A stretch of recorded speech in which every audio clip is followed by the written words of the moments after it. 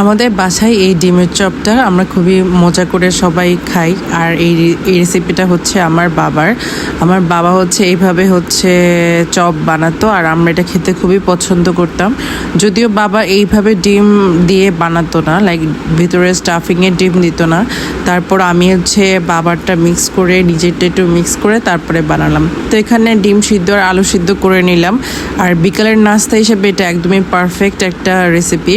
তো এখানে আমি হচ্ছে 3টা ডিম নিলাম, 3টে ডিমকে হচ্ছে ভাগ করে নিলাম 4 ভাগে। আর এখানে একটা কড়াইতে হচ্ছে পেঁয়াজ, তারপরে হচ্ছে এটাকে একটু মানে ফ্রাই করে এটার মধ্যে একটু মানে রসুন দিয়ে দিব, তারপরে জিরা গুঁড়া দিয়ে দিব, ধনিয়া গুঁড়া দিয়ে দিব, একটু গরম মশলা দিব। প্রত্যেকটা মশলাই অল্প অল্প করে দিব, বেশি দিব না, তাহলে কিন্তু খেতে ভালো লাগবে না। এখানে লবণ, তারপরে একটু হলুদ দিয়ে দিলাম। এটাতে আমি একটু কাবাব মশলাও ইউজ করেছি।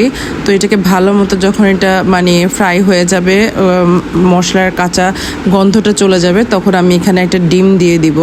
আর ডিমটা দিয়ে হচ্ছে আমি এটাকে খুব ভালো মতো নেড়েচেড়ে এইভাবে ঝুরা ঝুরা করে নিব। আমার বাবা এই ঝুরাটাই হচ্ছে স্টাফিংয়ে দিত, তারপরে আলুটাকে আলাদাভাবে মানে মাখিয়ে তারপরে হচ্ছে এটাকে বানাতো। কিন্তু আমি হচ্ছে এই ঝুরাটাই হচ্ছে আলুর সাথে মিক্স করলে টেস্টটা অনেক ভালো আসবে। আর এখানে আমি আলুগুলোকে ভালো মতো চটকে নিচ্ছিলাম, ম্যাশ করে নিচ্ছিলাম। এটার মধ্যে কোনো দানা দানা ভাব থাকা যাবে না, যদি থাকে তাহলে কিন্তু খেতে মজা হবে না বা কোটিংটাও কিন্তু সুন্দর হবে না। আর আপনি আপনার ইচ্ছা মতো হচ্ছে মরিচ দিতে পারেন। আমি 2-3টা দিলাম শুকনা মরিচ, আর এখানে একটু ধনিয়া পাতা দিলাম। আলুর চপে ধনিয়া পাতা না হলে আমার আবার ভালো লাগে না। তো যাই হোক, এখানে আমি এটা ভালো মতো হচ্ছে মিক্সড আপ করে নিলাম। আর এই চপটা আসলেই খেতে অনেক মজা। আর আমি এখানে হাতে একটু ঘি লাগালাম। আমার না মানে আলুর সাথে ঘি কম্বিনেশন অনেক ভালো যায়, কিন্তু আমি বেশি একটা আলুর মধ্যে ইউজ করিনি, জাস্ট হাতে লাগিয়েছি। আর এটাকে হচ্ছে আমি একটু শেপ করে নিচ্ছিলাম। অবশ্যই ভিতরে হচ্ছে মানে ডিমটা দিয়ে তারপর এটাকে এইভাবে শেপ করে নিতে হবে। আর এটা শেপ করতে খুবই সহজ একটা জিনিস। একটা হচ্ছে পিস ভিতরে দিয়ে আলুকে দিয়ে মুড়িয়ে দিবেন, তাহলে কি সুন্দর শেপ চলে আসবে। তো এগুলো একটা একটা করে আমি সবগুলো বানিয়ে ফেললাম, আর সবগুলো এই সাইজেরই বানাবো। আর এখানে কোটিং করার জন্য আমি এখানে হচ্ছে একটা ডিম নিয়ে নিলাম, আর একটু লবণ দিয়ে এটাকে ভালো মতো হচ্ছে ফাটিয়ে নিলাম। আর এখানে হচ্ছে ব্রেড ক্রাম্ব দিয়ে দিলাম।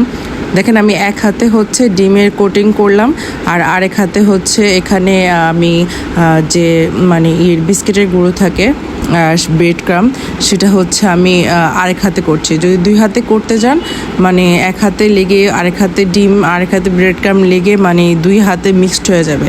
এর জন্যই ট্রাই করবেন যে এক হাতে করতে।